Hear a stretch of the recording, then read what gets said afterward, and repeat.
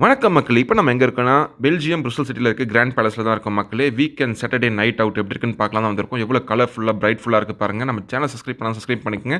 Video skip பண்ணாம பாருங்க மக்களே. Thank you for supporting me. Love you all.